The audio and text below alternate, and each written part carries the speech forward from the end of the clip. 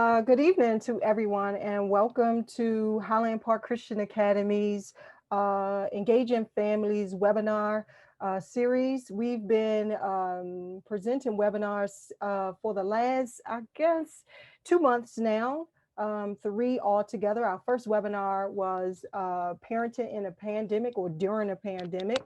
And we had guest panelists, Reverend Altheria Barnett, as well as Aisha Buffy Lancaster. And then the second one, we dealt with knowing your parenting style, guilt-free parenting, and it was a slew of panelists there. The good thing about that panelist, we had husbands and wives, we had dads by themselves. Reverend Barnett was with us. She's back with us today. Today, though, our topic, or tonight rather, our topic is going to be on managing stress and anxiety in children. We know since school closing, that the level of stress and anxiety in not only our students at Highland Park Christian Academy, but children across, I would say, the world, because this is a worldwide pandemic, they have been dealing with elevated levels of stress and anxiety out of the norm. The normal things that they would be dealing with. So I thought that it was so very important for us to come tonight to have an open conversation, dialogue, so that we can be of help not only to our parents, but our friends of the Academy and those that are watching here on Zoom and on Facebook Live. So I'm going to introduce the panelists and I'll let them share a little bit about themselves. So first we have Reverend Altheria Barnett. She is a friend of the Academy, and I'll let her tell you about herself. Good evening, everyone. I am Reverend Altheria Barnett from First Baptist Church of Highland Park. I am the youth minister and a current seminary student studying Christian counseling. I hope to have my degree this coming spring and looking forward to being here tonight. Thank you so much. And then we have Mrs. Philicia Wallace. She's an HBCA parent, and I'll let her introduce herself. Hey, y'all, I am Philicia Wallace. I am a purpose empowerment and leadership coach and the host of the Slaying Self-Doubt podcast. And as Miss Wright said, yes, I am a HBCA parent. My son is in the 7th grade. He's been there since pre-K 2. So we have had a full run of the entire school, and we love it. And I'm excited to be here. Thank you so much for this, Miss Wright, because this is a conversation that probably needed to be had in March, but we getting it done now. Yeah, absolutely. You want to share a little bit about slaying self-doubt? Did you say anything about that? Oh, okay. So Slaying Self-Doubt is a movement to empower Black women to overcome their insecurities and doubts in order to walk into their God-given purpose. So my job is to help you get through all of the anxiety, the stress, the fears, the things that make it uncomfortable for women to just do the thing that God has called them to do. Sometimes we just get stuck in fear. And that's me. My job is to support and encourage you and get you right on up out of that. Yeah, I think we can all use a little bit of that slaying self-doubt. I definitely can. And then last but not least, we have Hope Gilchrist, who she wasn't scheduled to be a panelist, but that's just how life works out. She is a dear, dear friend of mine, but most importantly, she's one of my sorority sisters, my line sisters. So, and she's a friend of the Academy. She did some training with our staff and teachers back in August on emotional intelligence. So we're so happy to welcome our friend back, Hope Gilchrist. You want to introduce yourself? Yes, hello. Good evening, everyone. As she said, my name is Hope Gilchrist, and I am a licensed professional counselor. So I have been doing therapy, counseling, family intervention work for over 18 years. I have worked in schools, I have worked in homes, and let's just say I've kind of had my hands in a lot of pots. But I love the work. I love working with kids. I love working with families. And I like to, like I said, jump in there wherever possible. So when I actually saw the advertisement for this, I was like, you know what? I need to volunteer some time to see if I can be of support of any kind. And I am here. I'm also an author. I have 2 children's books. I have a clothing line on bullying in an effort to stamp out, the negativity or just bullying in general, to make sure that we are giving the right information when it comes to bullying. So, and I am a big advocate for mental health and for people getting mental health support. So I'm big on stamping out the stigma of people actually using mental health counselors and therapists and things like that. So I just encourage people to use those. So I'm here tonight to help as best as I can. Yeah, that's good. So we want you to know, those of you that are on Zoom, there's a Q&A right at the bottom. You can ask your questions and we'll be answering your questions live, as well as on Facebook. If you have any questions, you can put it right in the comment, and then in the comments, and then we'll answer them. So here's how I really want to start off the conversation, because anxiety and stress, there's no exemption. In other words, adults suffer with it, children suffer with it. And the thing about it is, we all suffer with some kind of stress and anxiety. I think where it goes wrong is when it gets so out of control to the point where we as people begin to self-medicate, or we don't know how to deal with it, and it begins to diminish our lives in some way, or affects us to the point where we don't feel like we're living our most optimal life. And so if you can imagine, as an adult trying to deal with stress and pressures of performing and being perfect and doing everything right, or just having these fears of being judged because you're not going to say something right, you're not going to do something right. Now magnify that times 100 when you're thinking about children, because children absolutely take to heart what their peers think, but also what the adults around them, how they feel and what they think about. Um, and the good thing is, like Ms. Wallace said, we really should have had this conversation in March, but we're having it now, and we'll continue to have these conversations. It's because if we don't address it now, while our young people are still children, they'll grow up to be anxious adults, stressed out adults, and we want to show them how to be able to deal with those kinds of things. So I actually want to start with our HBCA parent, because she did mention we should have done this in March. Why you say that? I mean, I know why, but I want you to share. So it may not have been March, because I think March would have been way too soon. We didn't know what was going on, right? But I think that what I started to notice is it was difficult for us to transition to distant learning, because he had been in the house. We were used to dropping him off. And so him being there for, I think your thought process is that, okay, you're just at home doing the exact same work. But I didn't realize over and over, I'm like, he's here sitting at the table till 9, 10 o'clock at night, trying to get all this homework done, trying to still, he was sitting at the kitchen table. So you have breakfast there, you doing your schoolwork, then you have lunch there, then you're doing your schoolwork, then you have dinner there, then you're doing your schoolwork, and then you go to bed. And then you wake up the next day and you do it all over again. And for me, like, it was like I could tell, but I kept asking him, "Are you okay? Like, is it too much work? Like, really just tell me the truth." And then it was one day when he was just like, he lost it. It was just like, I can't keep up. I can't keep doing this. And I was just like, wait a minute, like, let's take a pause really quickly. What is going on? And he was just like, it was just so much. For those that know my son, his name is Curtis. He's an A student. And so he pushes himself all the time. And I tell him he's not an average kid. So I do expect him to get the grades that he gets. However, this was uncertain times. Like, if you needed to sit down or you needed to, like, not doing it, you had to open your mouth and tell me that. And so for us, it was really, at that moment, I gave him permission to do what he needed to do to make it easier for himself. So he was like, well, I don't want to do the extra classes. So, like, art and health and, PE. He was like, can I just focus on the core classes? And I reached out to Ms. Wright and I was like, he's not having, I think this is probably like April or so. He wasn't doing well. And so she said, sure, that's fine.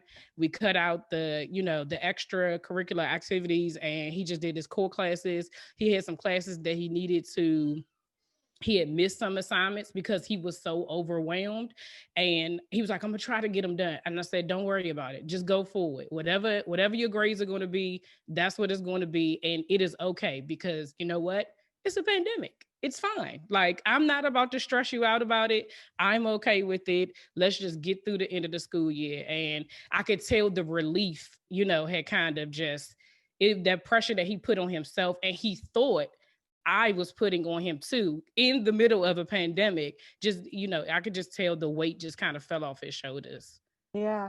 And on top of that, he's in honors literature class, Right. right? With you, And right. with me, I'm his honors lit teacher. And, and I did not let up on the rigor of the class, but I was very flexible. I tried to think about, okay, this is a pandemic. They do have all these other classes. And Mm-hmm. if it's not done, it's not done. So when you reached out, it was a no-brainer for me to say, okay. And I think we listened to parents right away when they were like, okay, we love the fact that you guys are offering cooking and PE and STEAM and music. Well, was it music and Spanish or whatever it was, but pump your brakes. Yes, Uh, yes. and we did. We pumped our brakes. We were just so worried that you all were paying customers, and we Mm-hmm. didn't want to shortchange you. It wasn't like you were getting a free education. So we Correct. didn't want to shortchange.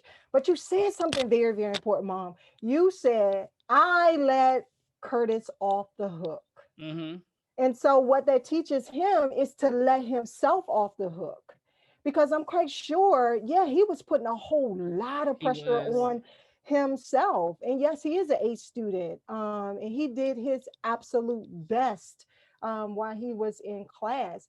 But the fact that you could step out of your role as a mom to because I'm quite sure you've said to both of your boys before, like, I expect good grades to come in, but to Yes. say, hey, we're in a pandemic, it's Yeah. going to be okay.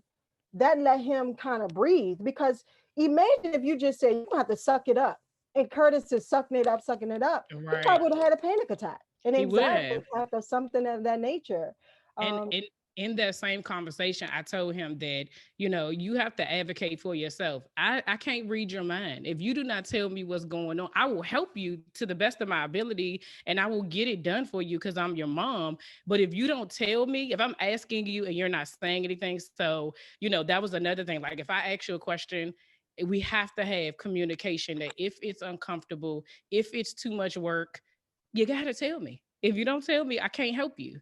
So, since then we take the time. And I think even I told you, like, going into the next year, I was like, can we have like half days or something? Because and so now he gets like that independent hour at the end of the day, and he enjoys that. So no, but y'all did a great job. Y'all did a great job of adjusting and pivoting in a time when nobody knew what to do. So Yeah.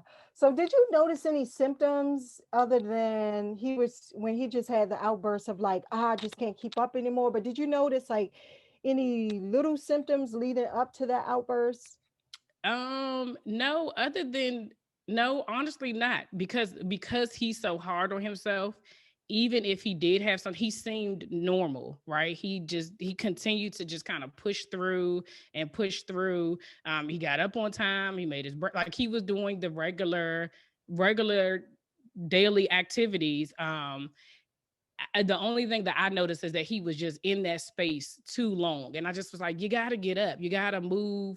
I think altogether, just like making the kids kind of go outside. But other than like, was he like overly tired, overly anxious, anything like that? No, he was normal until that day. Now, that doesn't mean he wasn't having physical symptoms of anxiety, and I could not see that. His stomach could have hurt every day, but he wasn't telling me. He could have had headaches. He wasn't telling me. All I knew was that day he was just like, I've had it. This is it. Yeah. So Hope, you want to talk about that? Some of the, because sometimes you're not going to know the symptoms because our kids, they don't necessarily vocalize about, what they may not even know how to explain it. So you want to talk a little bit about that? Right. Well, actually, I can talk about this from a professional standpoint and actually from a personal standpoint at this time. I actually myself have a seventh grader. I mean, I have kids that are in school. I have a seventh grader, a fifth grader, and a kindergartner right now in this whole thing. But my seventh grader was having the exact same responses. In the fact that she's been a straight A student, and all of a sudden her grades were like in the toilet. And she had so many missing assignments, and I'm like, what are you doing? Like it became so much. But for her, it started to manifest when she was sleeping a lot, and she would just stay in her room and stay in the dark, and then she'd say, it's just too much, it's just too much. And so, of course, being a mental health professional, I can recognize symptoms in some way, but at the same time, I'm like, I'm watching my child go downhill fast. And it's not much I can do about it because she she didn't have the space to say what exactly was happening, other than the fact that she couldn't do it like this. She can't do it like this. She continued to say that I can't do it like this. So basically, again, anxiety can show up in so many ways in kids, and I think that parents should pay attention to the behavior changes. And right now in this pandemic, it is difficult. Things are hard, so we do have to shift. As parents, we have to shift. We cannot have, and again, we can have high expectations for our kids, but we, at this point, honestly, the expectations may have to change because this is different for us, and this is also different for them. And so their stress levels are like on 10 for even the best students. So of course, the student who's already struggled has the potential to struggle more. And it can show up physically in the sense of, like you said, it can show up where they're having stomach aches, where they're having headaches, where they're sleeping a lot, or their thoughts are racing, or you see them just look disorganized. Their organization is just off. I'm here one minute, I'm there one minute. I want to do this, I don't want to do this. I don't want to watch TV anymore. I do want to watch TV. And it looks like something that's just like, you need to get yourself together. When in fact, they can't articulate the fact that something's happening with me internally and I don't know what it is. I just know that this isn't working for me. But then and in their mind, that pressure of it should be working though. What's so hard in your mind about being home? You get to work from home, not go to school and be home. Like that's the thought process. But really, when in reality, that's a difficult thing. And I was actually happy myself that my daughter articulated that my home is home. Like I can't focus the same way I do in school. In school, I can just do the stuff in the classroom that the teachers had me do. She was honest. She was like, and to be honest with you, I don't like talking to teachers. So my goal is to get the work done so they don't have to ask me nothing. So now I don't even have that as the option to just do it. And so it's just not working the same. And home is a safe space for most people, most kids. So you got to figure out, like you said, if your child is at the table all day, they usually eat dinner at, eat lunch at, eat breakfast at, now expected to be their office. That's a lot. So that's no longer the sanctity of the dining room table is no longer the dining room table. It is the multi-purpose room, and in many places, that's the thing. So I think that, I think because kids aren't able to always articulate, it's important for parents to ask. So to not assume that my kid is doing well because it seems to be doing well, or we see stuff, that they're not doing well, but to ask, how are you doing with this? Are there things that are happening that I don't know? Being more purposeful about a reaction from your kids, because some people, don't want to shake it. If I don't see nothing, I'm not shaking it, and we're not going to call it out. But the reality is there are a lot of kids who are experiencing those things, and we may need to ask, how they're doing, because it matters, and it doesn't look like we're coming out of this anytime soon. So we got to figure out, how do we make this thing work? Like, what are we doing to make it work? But like I said, as far as the symptoms goes, I would definitely ask my kid. I would talk to them about things, because just something being off or being different could very well be a sign or symptom of something that you need to check in about. Yeah, that's great. Yes, something's not working. Here is the strange thing about this whole distance learning thing is that we have some children who are thriving online. I mean, they are at their A game. I mean, the ones that may not have been doing very well in school. I'm talking about in person in school, but online, they're actually thriving. And then the ones that did really well in person online, for them, it just doesn't work. So you're saying like your daughter was like, this doesn't work, this doesn't work. That has been the most challenging thing for me as an administrator, trying to get that healthy balance of the children who are introverts, the ones that are extroverted, because the ones that are extroverted, they miss their friends, they need that interaction, that one-on-one. But then the ones that, I mean, not one-on-one, I'm talking about that group activity. And then the ones that are introverted, they need to just sit at a desk at home and learn across the screen, and not talk out loud to their teachers. So trying to find that healthy balance of, not, number one, allowing them to lose themselves so much to where they're isolated and then they can't be productive in, a group setting, but also honoring the fact that they need that one-on-one, which is why at HPCA we implemented the independent one-on-one time with the teachers. And I think our educators are doing an excellent job with trying to do like the virtual gatherings, especially middle school. I mean, they're just in and out of classes all day. But like I was saying before we got online, was that whole Thanksgiving virtual celebration where all middle school got on together. I mean, they had the best time, and the extroverts loved it.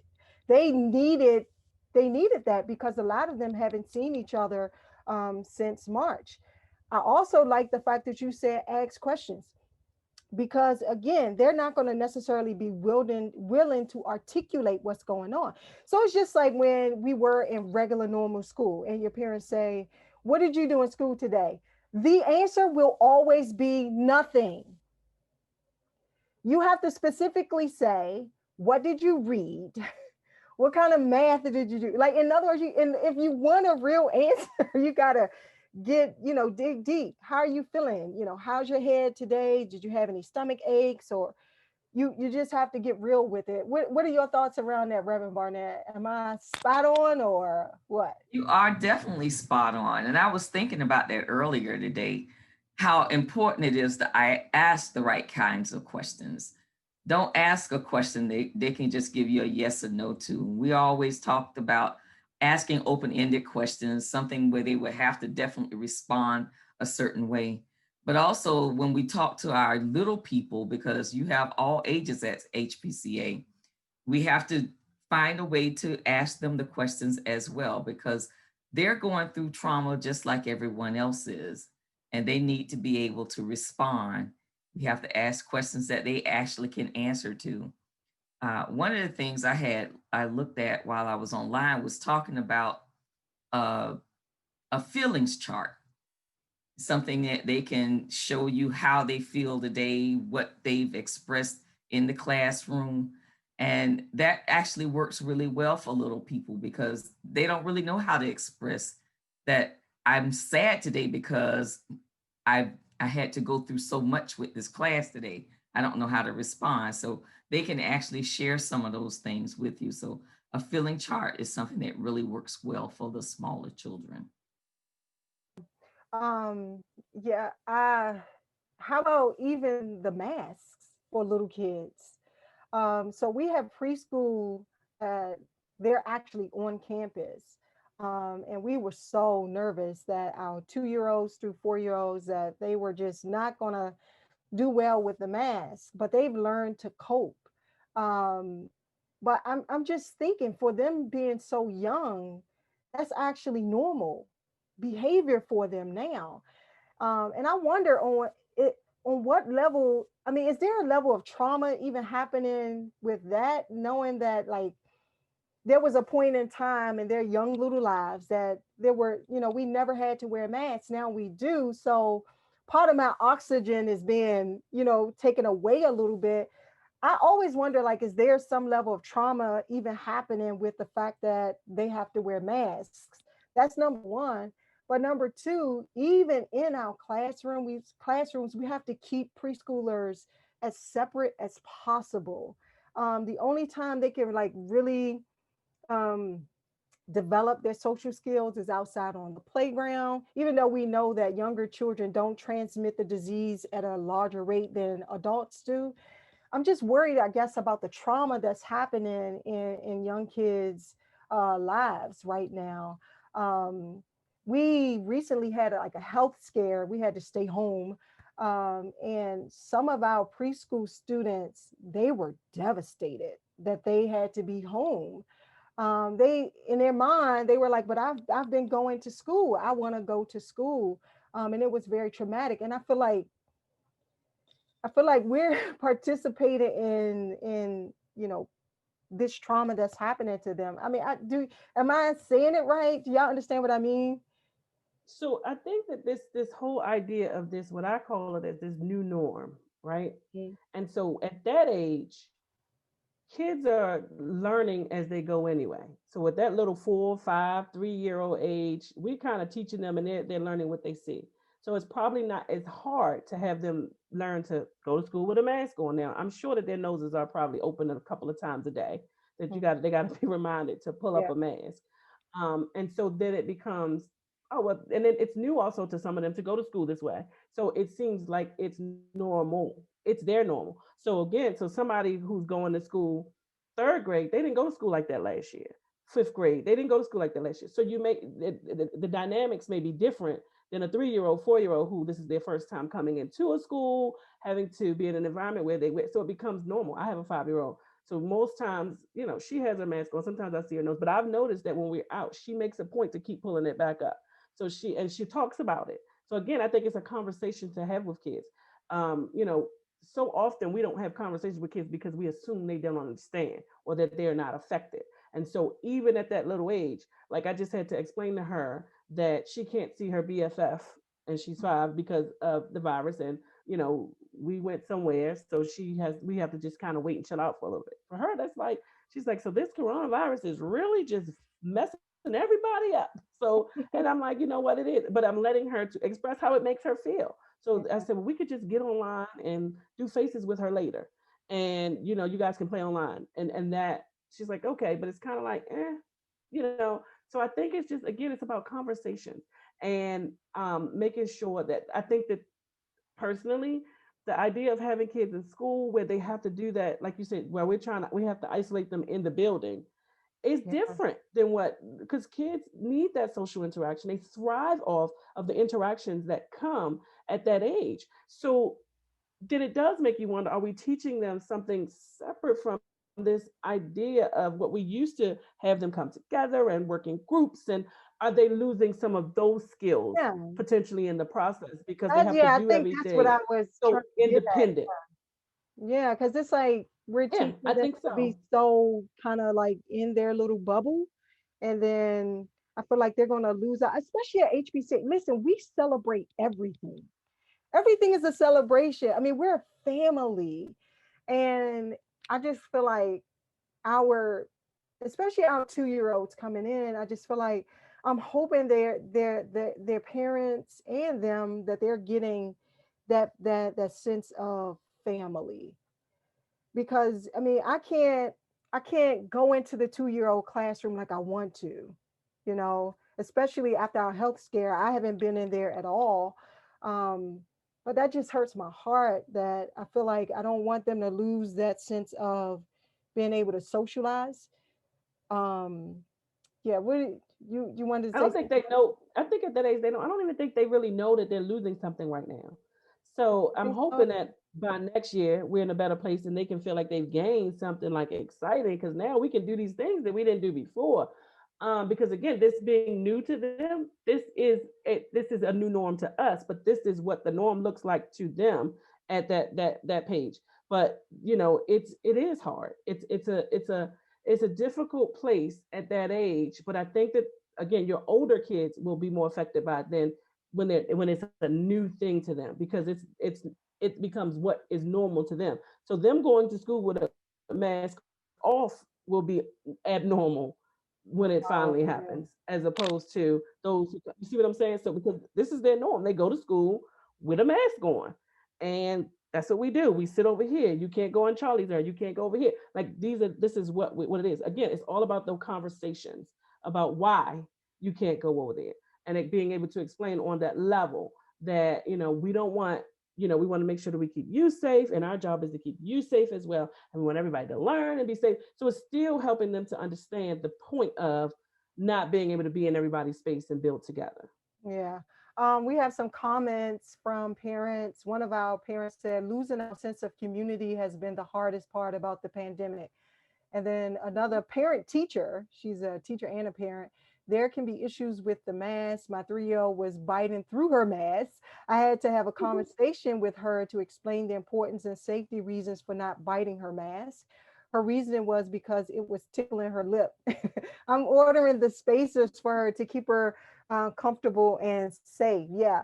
I do notice that the little kids, like they make this little like cup and they just bite on it. And so to me, I'm like, okay, are they stressed about wearing the mask? I think it's me. I think I'm stressed out for them.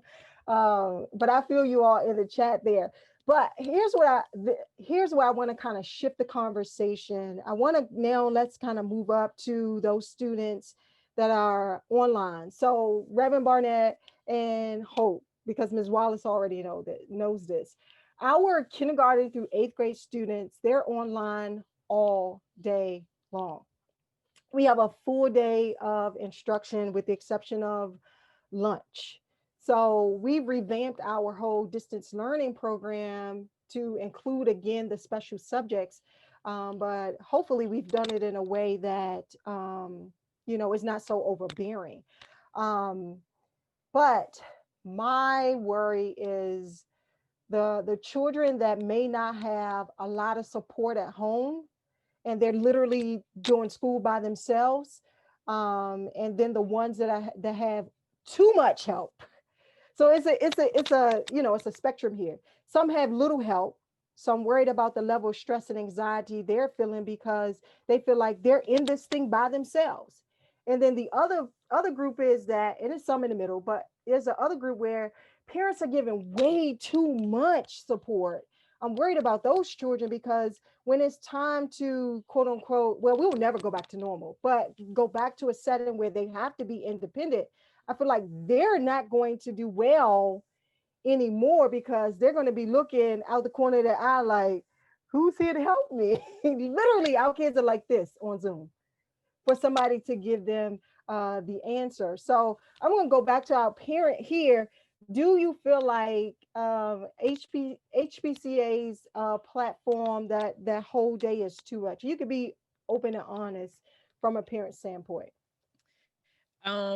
So I don't think it's too much, and I'm gonna say this because the first quarter there was no homework, right? And so they were just kind of getting back into like learning whatever they like. It was a refresh, right? So it wasn't the same amount of pressure of like work, and even though it was an extended period of time, I could see that he's having fun in the classes.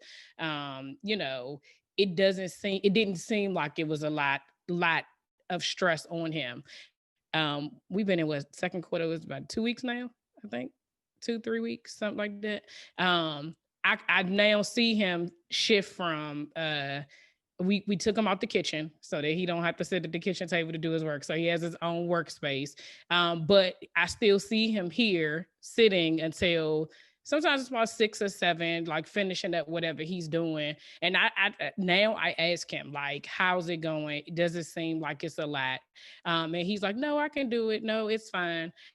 As far as them being on for the period of time, I don't mind it because what else would they do? Right? Like they're in school, so they need to be doing school. I think my issue, we'll see how it goes out, is going to be the amount of work that they receive, because that is what the added pressure is. Like learning throughout the day is one thing, but then when you have to do it outside at home, and if he's sitting at the table until 10-11 o'clock at night and has to get back up and be on at 8:30, like that's no. Yeah, so for right now it's okay, Ms. Wright. Yeah, I would say that, yeah, definitely.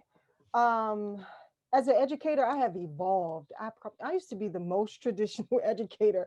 I mean, seriously, I was one of the educators that believed in homework every single day. Homework every single day. That used to, I mean, it was the way I was trained. It was the way that I was taught when I was young, that homework makes you smarter. Um, Homework helps you to be, well, practice makes you perfect. I came from that era of, you know, if you don't put that hard work in, you're not going to succeed. So I've had to evolve, because if you think about this, you have some children that they try so very, very hard, but they will never ever be an A student. They're putting all their effort in. Now, can you imagine saying that to everybody in the class, that all you have to do is just work hard and you will be an A student, and then they don't get A's, and then you say, well, it's because you're not working hard. What? That does something to our children mentally, which says to them, like, no matter what I do, I'm not good enough. I'll never be good enough. So I've had to like shift my thinking to really think about, again, healthy boundaries and balance between what happens at school and what happens at home. So yes, we took away the homework for the first quarter, except for middle school. And the reason why, you know, middle school is still kind of traditional with homework, it's because of the schools that they typically go to, which is a much more rigorous environment. And we would do them a disservice if we don't kind of prepare them for that environment that they're going in. But one of the things that I've been trying to get my educators to understand, because I do have some still very traditional educators at HBCA, is that they've got to be flexible, because I have to pay attention to work that I'm giving them that they may have to take home. So if they don't want to do homework at home, what makes you think that a child is going to work all day online and now sit down at home to do it? And then homework is one of those things that should be diversified anyway. And here's the reality. Hope may not understand, let's say, dividing fractions in class, but the rest of us, we do. But we get all the same homework. What makes you think Hope gonna go home and magically know how to divide fractions just because you assign it for homework? It doesn't work that way. And the flip side to that, and I'm gonna come to my questions, but I gotta get the background, paint this picture. The flip side to that is we have parents too that are like, how come you're not giving homework? You know, they need homework, they need this, they need that, which is fine. But we're not going to put that on all of our students. At HBCA, by now, everybody should know one size does not fit all.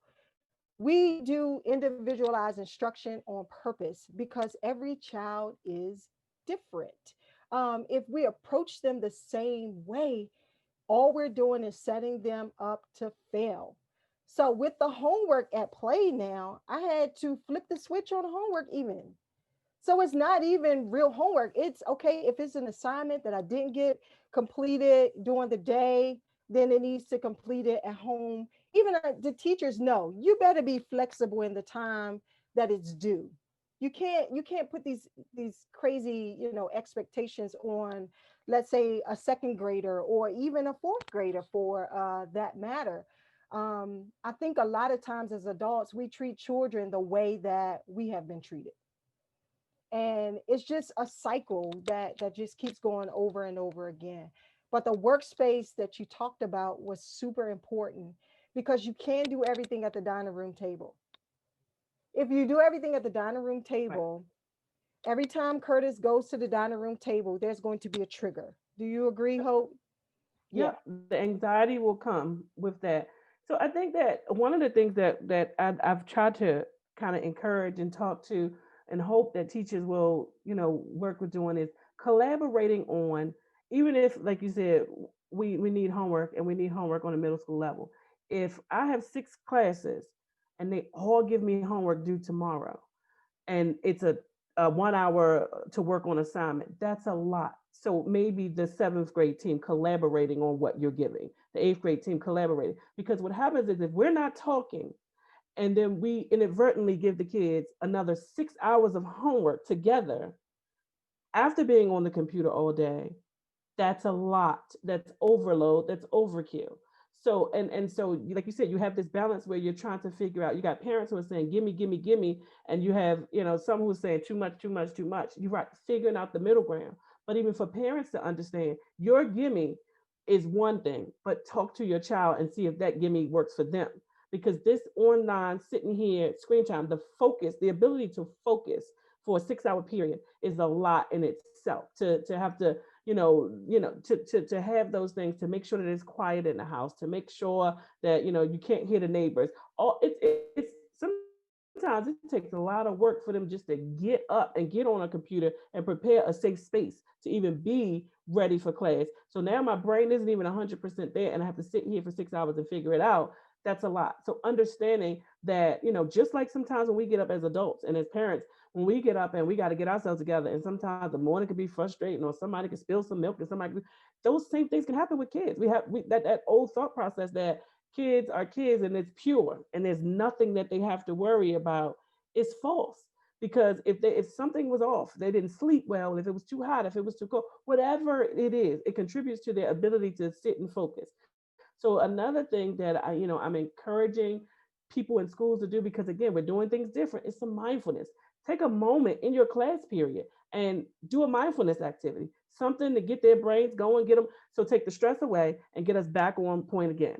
And so it could be anything. All right, I want everybody to take a moment. Find 5 things in your room that you focus on, whatever that does. When you do that, what you do is reset their brain. So like, I could have been sleepy, but now I'm awake so I can hear the next part of what you're saying. But if I got to do this full hour of work sitting here on the computer, then your class is finished. Now I got to do this class and be focused here.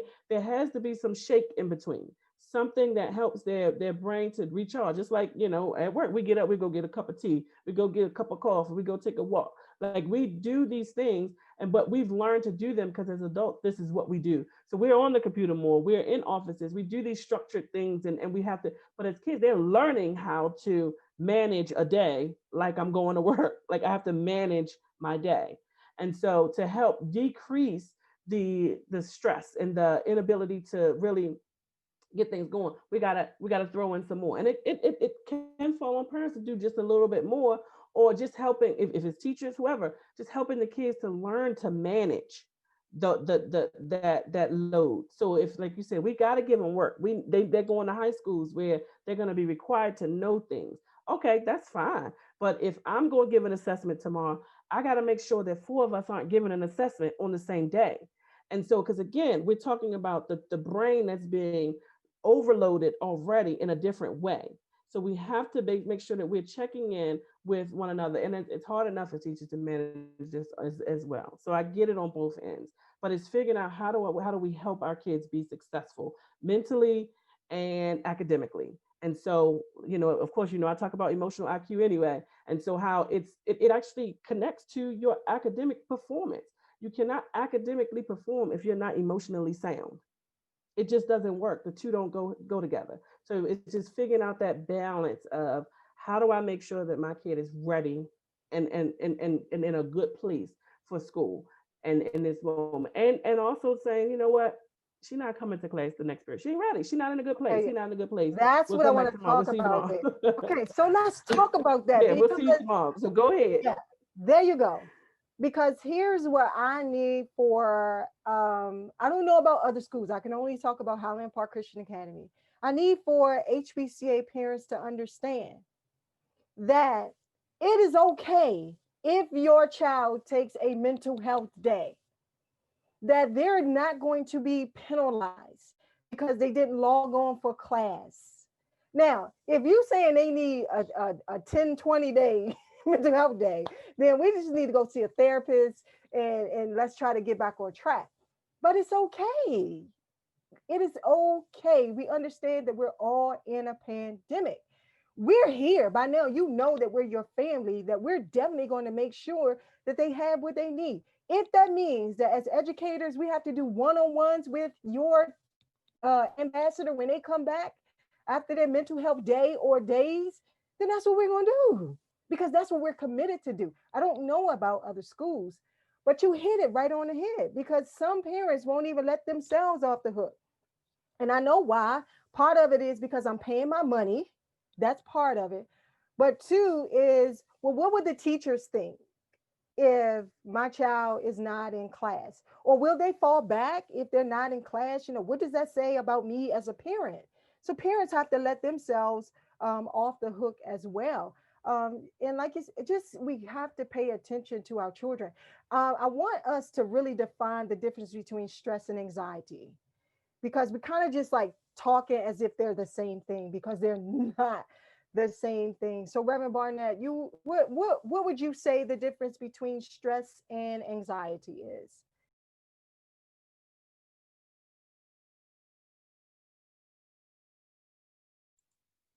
I was on mute and didn't realize it. Well, I one of the technical definitions of anxiety is a feeling of unease, such as worry or fear. And that's what our children has. And it's a byproduct of a stressful or change in a situation. And so stress can be caused by anxiety because it's something different, such as the pandemic and us learning online. But it's not always the same. It's not the same. And I'm hoping Hope can add to that, because I know she has more experience in that area and she can share a little bit more on that. Yeah.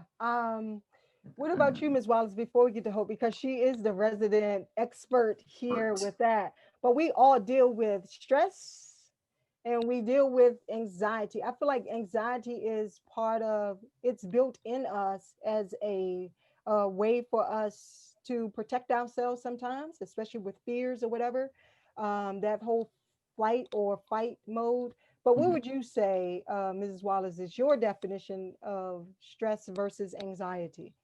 I would agree that stress is like anxiety is the result of a stress, right? Because usually something will happen that that'll occur, and the response to that can be anxiety, whether it's fight, flight, or freeze. I think that especially in kids, we just have to know that. I learned at a very, I think CJ might have been like 6 at an early age, that he was an anxious kid. And so once I was able to see that that was how he was in different situations, I'm very in tune with what that looks like and how it shows up for him, but also in letting him know that I'm an anxious adult, which meant I was an anxious kid. And so we can have those conversations with each other to be able to say, okay, just like with this pandemic, mommy is afraid too. Mommy don't want to go to the grocery store. Mommy don't want to go to the mailbox. That's where we were in the beginning. So, mommy don't want you to go to school. These are things that we had to have conversations about. And even him being at home, like, what is your anxiety about it? Like, he wanted to go to school, but he don't want to catch it. He want to be around his friends, but he want people to be safe. So it's our bodies or your response to whatever that stress is. Okay. All right. Hope. Stress. Okay. So again, stress can lead to anxiety. So but when we look at stress is more of like something happens and it could cause me frustration, or it causes like the same type of symptoms, worry, fear, and some. But the difference between the two is, so today this stressed me out and I'm good tomorrow, and so, but persistence is the difference between anxiety and stress. So the persistent, that like, so the consistency of the worry, the fear, the all of those emotions, the physical things that are happening, because again, stress can cause those things, but the persistence of it. So if it's, if I'm every day, this is what I'm feeling. So I'm probably more of an anxious person, and I'm starting to develop or have anxiety provoking things. So understanding that the line is um the persistence of the behavior, and what it's called, the continuous, like I said, if it continues to get worse, just like an anxiety attack is different than a panic attack. So like there are things that, there's a thin line, but it's there. And so if, like I said, if this schoolwork is stressing me out today because I had 4 tests, and then tomorrow I don't have the 4 tests, and I'm not a lot better, I'm doing good. But then there's the, I'm worried I had these 4 tests, but I don't know what, and I can't get past the fact that I didn't get the results back. But then when I do get the results back, then I got to do that. Then like, if I keep having moments like that, and then so that's the difference between the two. And we have to learn to not minimize either. And so as parents, as people working with kids with these things happening, not to minimize this behavior and saying you'll be okay, just chill out, just go, like really paying attention to whether or not this is a one-time thing or this is like daily nail biting, eyelash pulling, like there's so many behaviors that can come along with having an anxious child. That's not just like a behavior, quote unquote, you'll be okay, you need to chill, you're trying to get attention type of situation. And that's why I'm like, other than being a mental health provider, I'm a strong advocate for seeking out mental health support. During this time, during this pandemic, I get some parents don't know what to do. They don't know what they're dealing with. And that's why it's okay to say, I'm gonna reach out for some support. I need support. It doesn't make you any less of a parent. It doesn't make anything wrong with you to say, I don't know what to do. Like I've tried, and I don't know what to do to get the support that's needed as well. So I would say, if the persistence is there, I would reach out to someone for support, even if you talk to your pediatrician to find out the difference between those behaviors, just because you're not sure. But I would surely seek some support, and it doesn't create this situation where, because again, that stigma that it's a negative thing sits in there, and then we have kids who suffer because of the adult who is embarrassed about having something connected to their kid. Yeah. So, but that's a whole nother topic. I'm not gonna go there. But that, just knowing that that's the difference between them. Yeah, that's actually good. I do want to talk about this that I see a lot in our students as young as 3 years old is perfection. Um, so some parents may view a child that is maybe like an overachiever or that is quote unquote a perfectionist as them just, wanting to be the best that they can be, when in actuality that could be some anxiety. And here's the reason why I say that is because um, I was definitely an anxious child, and I'm still dealing with anxiety as an adult. Um, I can remember very early on, just my grades had to be perfect. Like I didn't ever want to see a C on my report card at all. If I saw a C, I was going home and I was going to write my spelling words, I don't know how many times until I got it right, my multiplication facts. Um, I put so much pressure on myself to be perfect because in my eyes it was, if I wasn't perfect and my teachers didn't see me as this A student or always getting 100%, that adult was going to be disappointed in me. And having them disappointed in me was failure on my part. So as a child, that was the way in which I began to like people please or whatever. Um, so I want us to talk about that level of perfection. So when you see it in children that they get super upset when things just don't go right, like A, B, C, and let's say if all of a sudden it jumps to K, knowing that D is next, and they fall apart like that, that could be some underlining anxiety and pressure that it could come from a parent or parents, or could actually come from the child trying to people please. What are y'all's thoughts around that? Because we have a lot of HPCA. I mean, as young as 3 years old. I think it's important. So again, emotional regulation is a big one, and we have to teach kids to emotionally regulate. And in situations, teaching them, and again, parents need to know how to sometimes teach their kids to emotionally regulate, so that we aren't, like you said, and having a child at 3, as young as 3, have that much anxiety could very well be something that we didn't realize that we were doing by offering and giving and making sure that things were happening and the concessions was happening so much that when they don't, they're like, what am I doing? Why is this like this? Why is this not working out the way it should be? And so in teaching them that sometimes, so it's okay sometimes when things don't go well. We figure out how to make them go well the next time. So there's a learning process that happens with that. If I always am expected to do it right and I do it right and it's always praised. So even if you're at home and you're playing cards with your kid and you don't want them to lose so they feel bad, you're not helping them by doing that. So you have to win sometimes so they learn how to lose.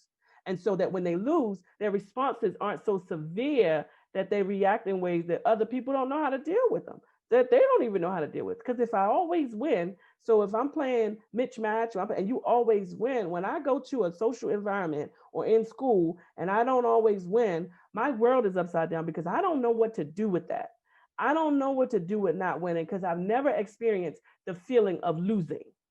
And that has to be taught as early as, little on. Like I said, because we play games with our kids, we do those things. And I found myself having literally, sometimes even with kids, having all draw fours in my hand in Uno and been looking at my hand and looking at them and thinking, should I just go ahead and just finish them? But then I'm like, well, no, that's going to make, so you make those decisions, the decisions like, I really could just take you out. They're like, I'm going to beat you. I'm going to beat you. And I'm thinking, eh. So I've had to, at times, decide, is this a moment where I'm going to let them learn? Or is this a moment where I'm just going to go ahead and and then we'll work through how to handle that anger, how to handle that, that emotion that you feel. What are you feeling because you lost?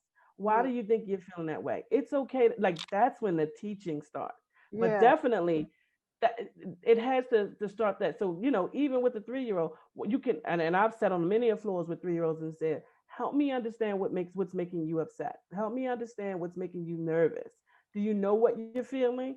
So that they can put words to an action or a feeling, or where in your body are you feeling something? Is it in your hands? Is it in your feet? Is it in your stomach? My tummy's hurting, or my shoulders. Because we know when we get upset, just like as adults, we know, your head start hurting, your fist start sweating, your head start, whatever. We know that there are signs that lead up to these emotions that we have. Yeah, And Ms. so Wallace, helping I kids think, to understand and identify.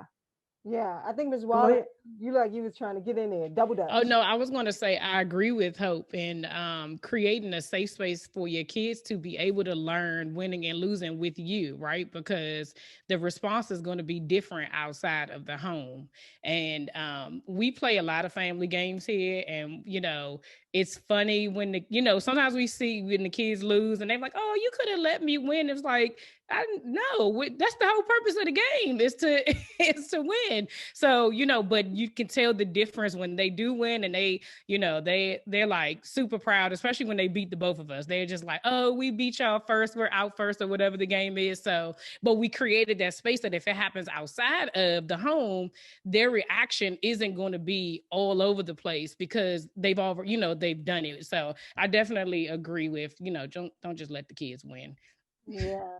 Yeah, we're definitely not a school. It's like everybody gets a participation certificate. I said that early on, like that's just not gonna happen. I don't want our children to ever just feel like they're gonna be given something just because. So here's what I want to wrap up on.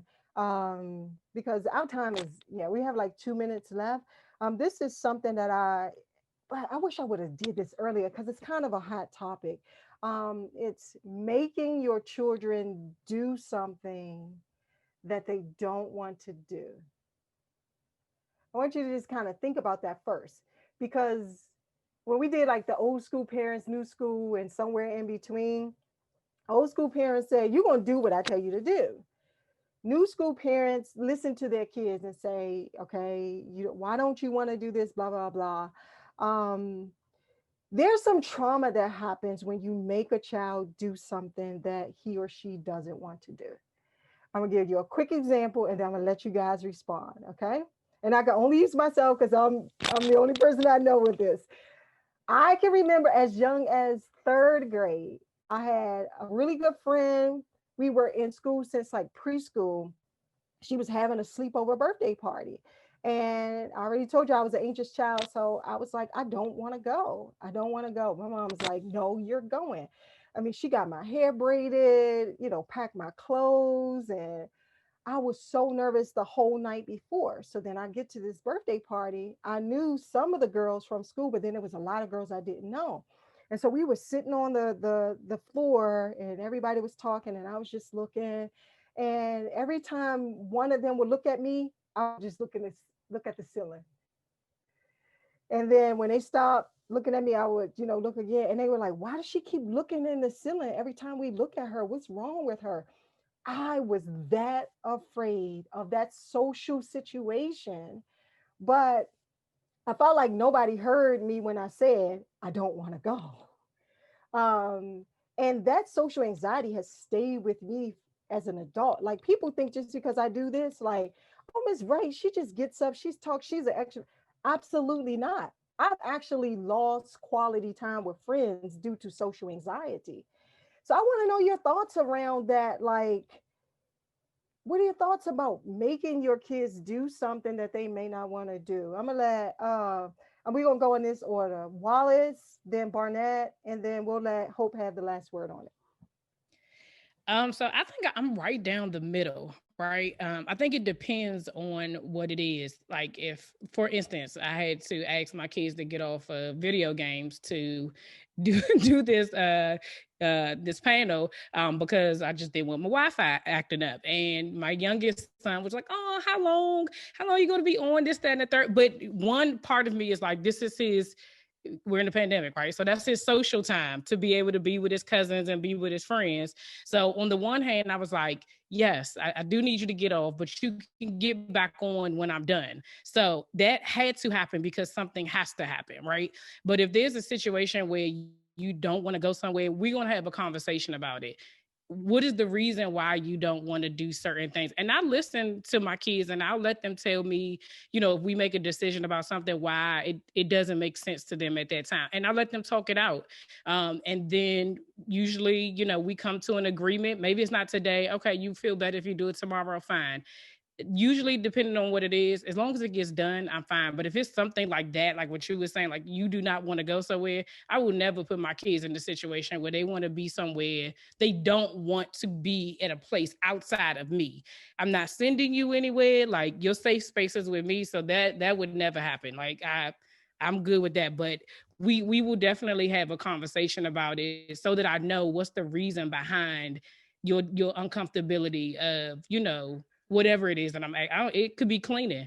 They may not want to do it that day. Okay, well, it still got to get done. Do it tomorrow. That's fine. I may not be that extreme because we may have certain days that we have to do cleaning and that's all we have to do it. So we got to get it done. But if there's something, if they don't want to go somewhere, we usually would sit down and talk about it. We would have a discussion and I would find out what's going on because usually when they say they don't want to do something, there's usually a reason why they don't want to do it. And we would talk it out and see if they're valid, their points are valid. We want to make sure that they're just not trying not to do something just because.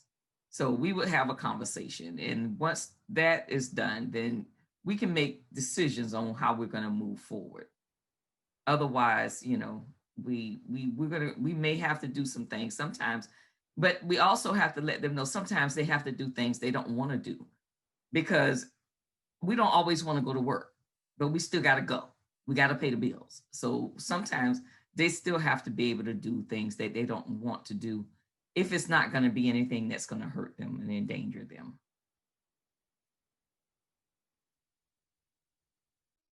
So I also sit in the middle at times.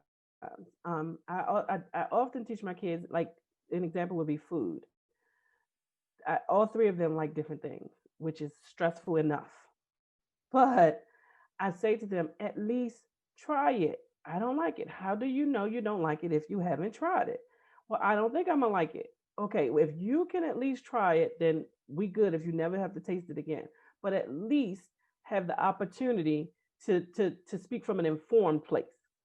And so I'm the same way. If there's somewhere they don't want to go and they're adamant that they don't want to go, then we have to talk about why. I need your why. And then honestly, I decide whether or not your why is good enough.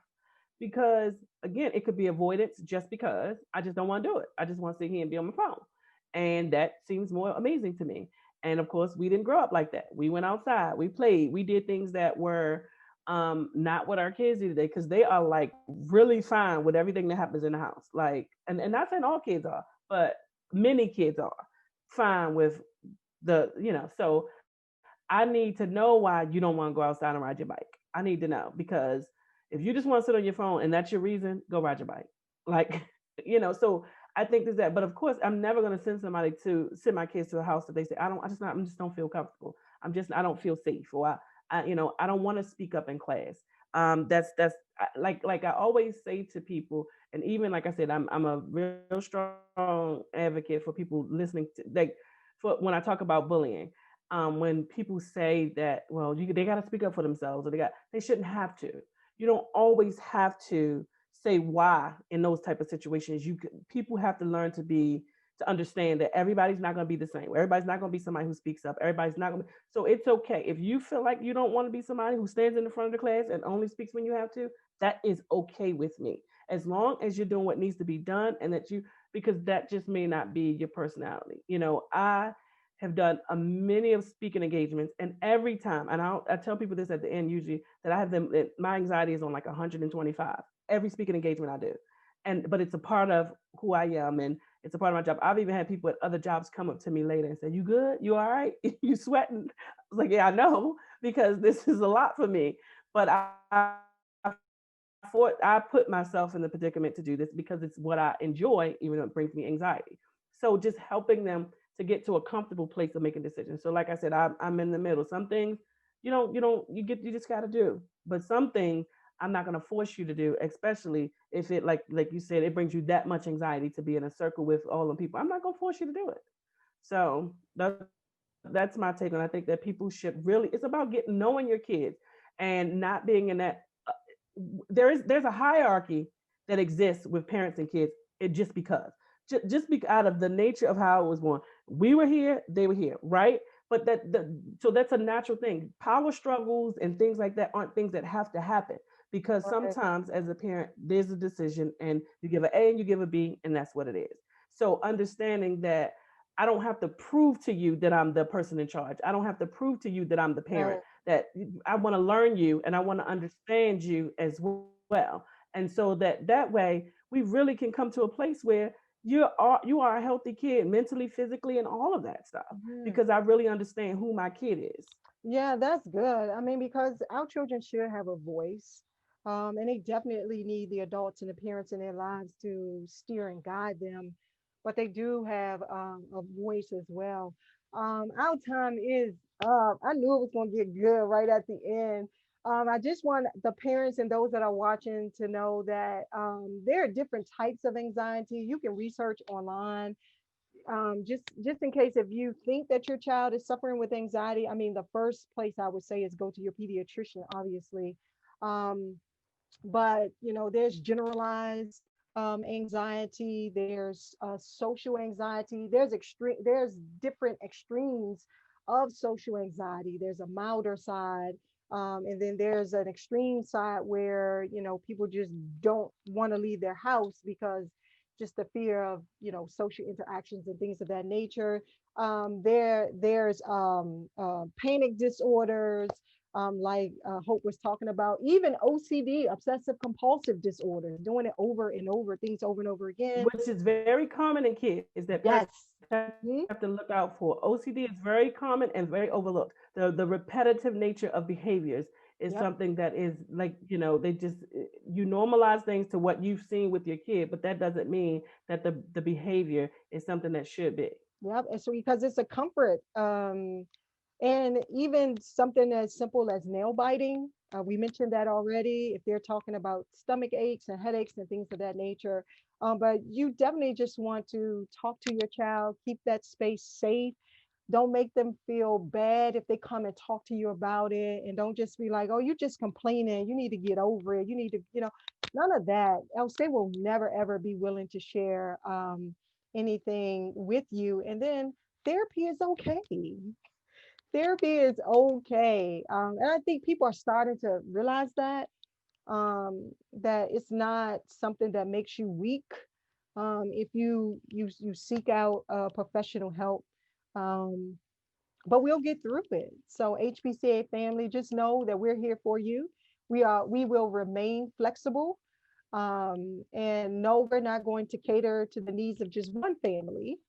We will cater to your specific needs. But our goal is to, across the board, meet the needs of all of our ambassadors. So I'm just going to offer a word of prayer, and then that's it. Hopefully, you can stay tuned to 2021. We'll think of more topics to bring you. But thank you so much, Reverend Barnett, Philicia Wallace. Thank you, Hope Gilchrist.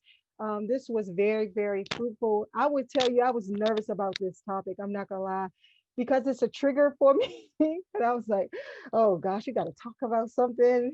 You are not Especially that- alone, You're Miss right. See Wright. You're what I'm not alone. I was saying? over here sweating Yeah. myself. I had to Oh, get my husband to come and open the window. I was like, they gonna be yes. like, she just greased all up, but it just Literally, like after situations like this, like people who deal with social anxiety like myself, I'm on the moderate mild side. I'm the way that I de-stress is I have to spend time by myself. That's the only way that I'll re-energize. But if I go like from this setting, and I stare, like if my family was here and I'm all around them, and then I have to go to work tomorrow, yeah, there's some kind of panic attack coming along the way. So I will de-stress after this. So But can I say this real quick, just to make sure that one thing that to make sure that's clear is just because this coping skill worked for you doesn't right, mean it yes, will work for someone yeah, else. So thank that you. is so important to note. What works for me may not work for you, may not work for you, but works for me. And recognizing that, because sometimes we say that to people, just do this, it should work. And it doesn't necessarily mean that. So what we all need to do could very well be different. And then, Okay. in this moment, like I said, I'm just glad that God laid it on my heart to Yes, even send the message out to you, because it was literally in the last moment. I was just, and I had seen the advertisement, but I was just like, you know what? Let me just let her know I'm available tonight if she would like some support on this.